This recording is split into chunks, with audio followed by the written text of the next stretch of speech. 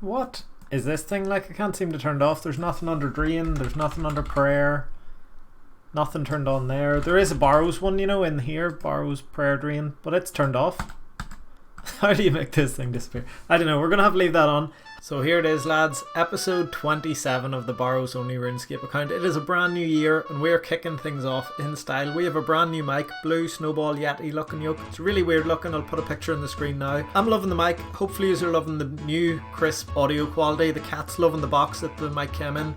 It's just good things on this channel. 2019 was pretty awesome. We blew up somehow. I don't know how I managed to get 13,000 plus subscribers while recording audio on my old iPhone, but we done it, which is pretty cool. 2019 as a whole was pretty awesome. Got married, got in really good shape, ran my first ever half marathon, laid down my first ever wooden floor, but the highlight of the year had to be beating Jad in the last episode of the Rune Dragonald. That was pretty awesome. We got our fire cape and we're kicking off this year with loads of progress in this account. So yeah, without further ado, let's... Oh wait, hope you all had a good Christmas and Happy New Year to all you guys.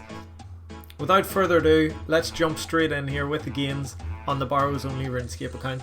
Right, so our last episode, episode 26 I think it was, we finally got 85 defense. We're aiming towards 90 defense and 90 magic, so we're getting pretty high up here on the Barrows Only account. But our last chest 445 I think it was, we got another DH body. That's just the clip here in the background. Second DH body, we got 2 in a row within like 100 chests. We went pretty dry, but that's pretty cool. Another mill on the account. Now I know you guys love the salamander, and the salamander is pretty awesome, but we're doing 10,000 chests. We're going to test every single method we can. So we're going to go and buy ourselves a trident. Now I know the trident's pretty expensive to use. Every single cast like 300 GP, but the black salamander is only 5 GP, so you do save a bit of time using the trident, but you also lose a bit of profit. I think the salamander's better for your profit per hour until you're really high magic, but here it is, the Trident of the Seas. We're going to buy it, we're going to test it out, see how big of a difference it actually makes. At this low magic, I don't think it'll make that big of a difference, but by the time we get to 90, it will be really good. The one thing I think that'll make the Trident really good though, compared to the salamander, is that it's a one-handed weapon. That means you can actually use a shield with it, so I was thinking maybe later on I could use a Dragonfire shield, but I don't have D-Slayer, I'm never going to get the quest points. So what I'm going for instead is this Malediction Ward. This actually has a good defensive bonus apart from range, and a really good magic bonus, so look at that.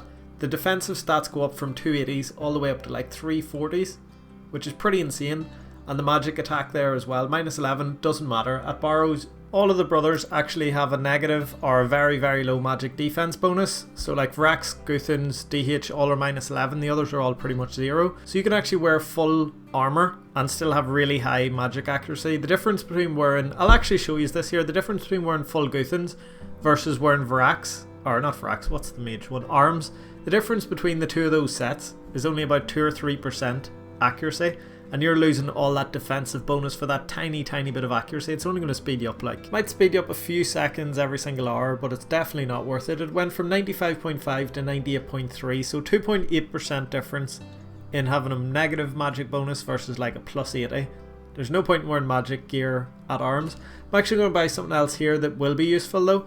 So I've been using super combat potions, you know, super strength, super attack, but they actually added in these new magic potions, battle mage potions. I think they came with like Theatre of Blood, or maybe it was the Elf City, I'm not too sure. But these here work the exact same as a super defense potion as well as a magic pot, so they give you plus 4 magic, which will make your trident hit higher. It gives you pretty much a 1 extra max hit with the trident, and also boost your defense.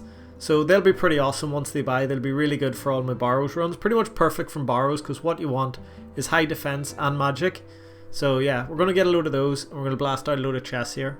Look at this gear high. So in the past 2 episodes, we've got the trident, we've got the tentacle whip, we've got all the gear we need pretty much. I do want to upgrade my ring eventually. I think Seers would probably be better now that we have a much more mage orientated setup. But the plus 6 slash, it's really cheap, really easy to get, and it helps us out whenever we're fighting Arms. I am still using the cannon for Arms because he has like 1 range defense. The cannon just completely melts him. You do have to lure him a wee bit into the slot here beside this, but you just step here, he walks perfectly in pretty much every single time, and there we go. Cannon hits 30s on him, the tentacle whip will completely melt him, and then we'll head over to all the melee brothers and see how good this here trident is.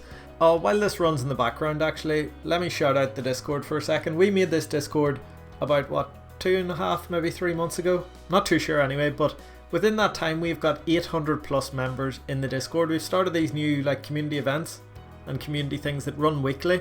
Skill of the week and boss of the week, which is pretty awesome. I put all the good bosses that are in the high scores into a hat, all the skills into a hat, and then every week I draw 3 of them, put them on the Discord. You guys vote for which one you want the following week, and then we run this wee tournament. Whoever wins, whoever gets the most boss kill count or the most like skill XP during that week gets prizes. First prize like bonds, then there's also furies, whips, Guthin sets, DH sets, stuff like that.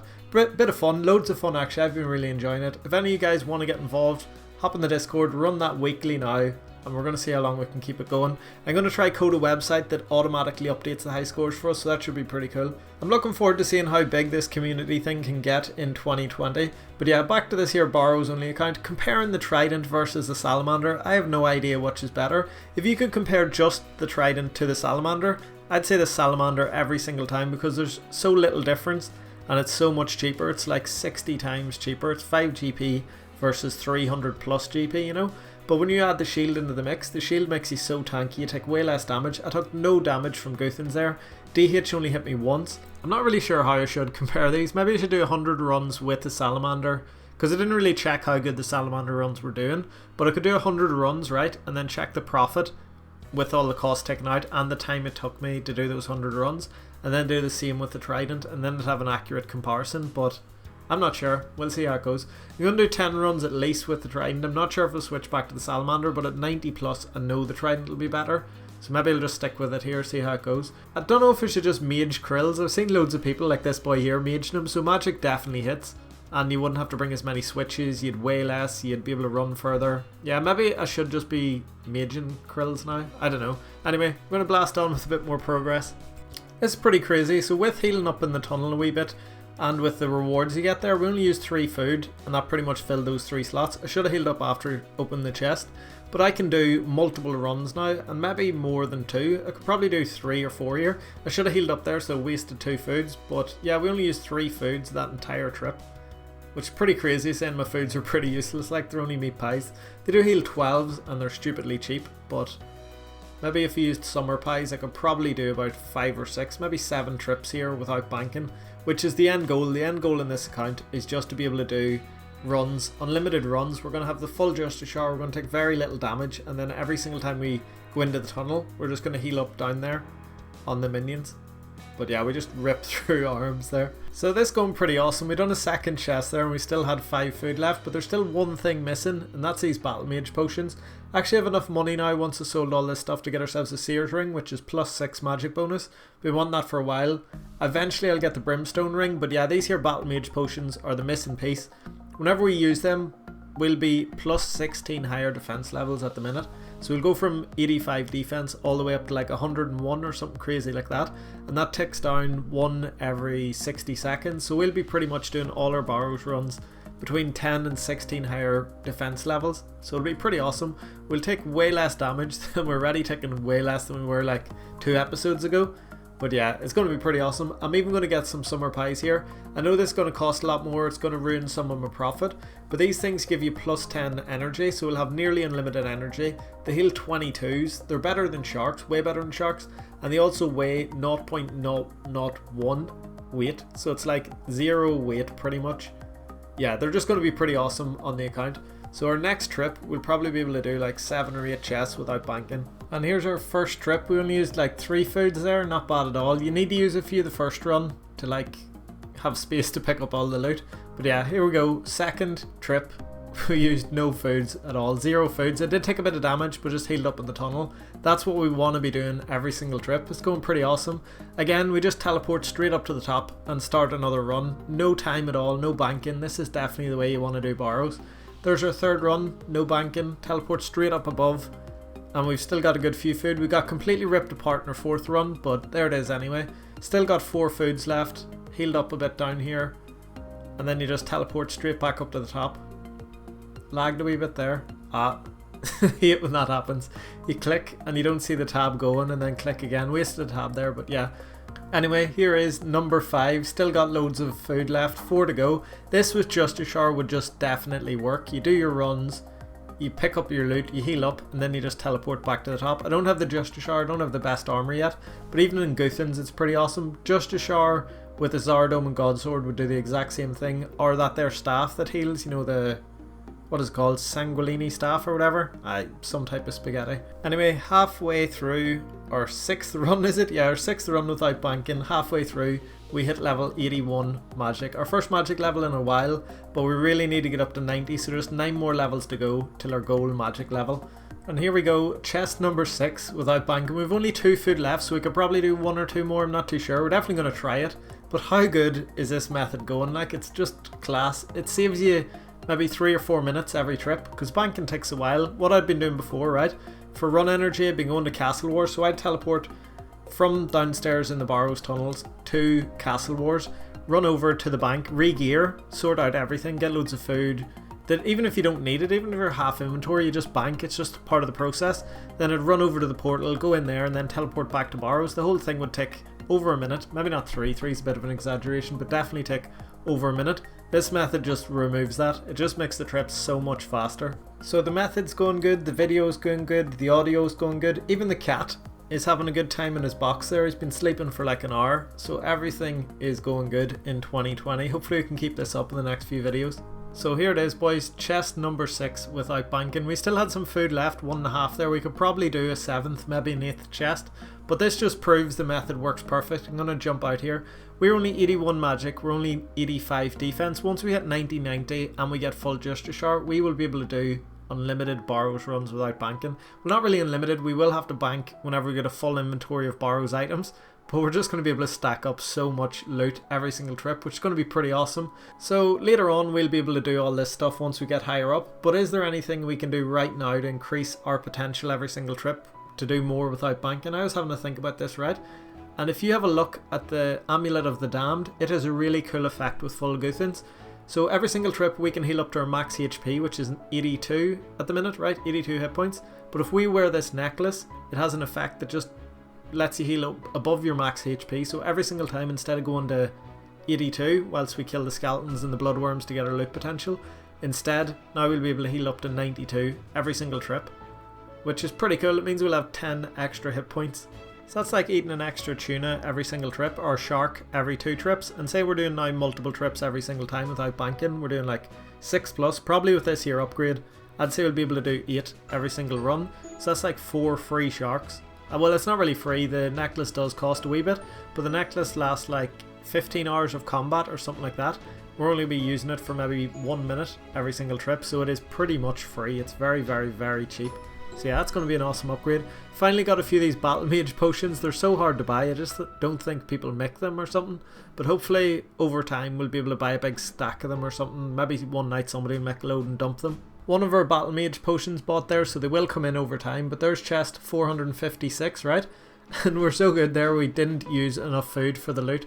So we used 2 foods. We healed up to 88 out of 82 hit points, so we're 6 HP above what we should be at. I wonder if this ticks down by 2 now because I'm wearing a regain brace, or will tick down 1 every time. I'll have to check. I'm not actually sure. I'll probably take damage before it goes down. Now here we go. So instead of it ticking up the hit points bar, it actually ticks down. That's pretty weird. Will it go to... It didn't move at all. That's really weird. So maybe it just sits there. It's like boosting your stats. It'll actually stay up at... Oh no, there it is. It went down to 87. So it ticks down by 1. Wearing a regain bracelet doesn't change it. But yeah, that's going to help out loads with this trip. So we had a arms tunnel there and we got completely wrecked, took loads of damage, but what I done was looted the chest, then ran back out and healed up, and we managed to heal up to 92 hit points, which was pretty cool. It's really easy to do. You can just AFK after. Another way you take damage after you open a chest, it only gives you like 1 or maybe 1 to 3 damage every 30 seconds or something, so not a lot. So you can actually run out after you've looted the chest and still heal up really high, which is pretty cool. I've always been saying that DH here is really easy and you don't need food or prayer on him because you can just run into the safe spot. But if you panic or you don't pay attention for a second and he hits you for a high number and then you run into the wrong safe spot, he can pretty much completely destroy you. He 1 HP'd me there. I did kill him, but I just wasn't paying attention, didn't run into the right safe spot. There's 83 hit points coming in. Moral of that last story is don't AFK on DH if you were wondering. But yeah, 83, that means we can now boost up to 93. I wonder if the other Necklace of the Damned effects are any good, because this here actually works with every single set of Barrows armor. You know, there's a different effect for each one, so like for Axe, Krills, Arms, DH, Guthans, all of them have different effects. I wonder if any of the other ones have any use. Must check that out later on actually. 6 more chests in and we got an item. I forgot to record, but there's an armed staff. It was like 130k chest or something, so not that much more than a normal chest. But even more important than that, our battle mage potions are finally starting to buy. I left offers in for 1 dose, 2 dose, 3 dose and 4 dose, and we're finally starting to build up a supply. I don't know why none of them were buying even at 5% above before, but yeah, it's good to get a few of them in the bag. They'll be really useful later on. Here's a look at our collection log. So we got up to like 12 out of 25 items with no duplicates, but now we've got quite a few. We've got 3 DH bodies, 2 Guthans bodies. Our only set to complete is Guthans, but we've also got 3 of these staffs, which are one of the cheaper items. Hopefully we get some more arms soon. It's the most expensive. But yeah, 15 out of 25, 10 more unique items to find to finish off our competition. I'm going to end this one here. It's been more of a kind of like discoveries episode with a few gear upgrades rather than loads and loads of progress, but in the next one I might just grind straight to 90 magic because it'll be so useful. We actually managed to buy a load of these battle mage potions, which are really useful as well. So in this episode we looked at the Necklace of the Damned, got these battle mage potions, we got our trident, got our malediction ward, tested a load of stuff, and we tried out that there theory of not banking being much quicker at Barrows than actually like wearing magic gear, and I think it is. It worked really well. But yeah, in the next episode we'll probably go straight for 90 magic, but I am going to be blasting out a Rune Dragons episode maybe tomorrow. Oh shit, I forgot to pick up my cannon, it just decayed. But yeah, thank you all so much for watching. I hope you have a brilliant 2020. I'm looking forward to smashing loads more YouTube this year. Chat to you all soon. Take it easy lads. Bye.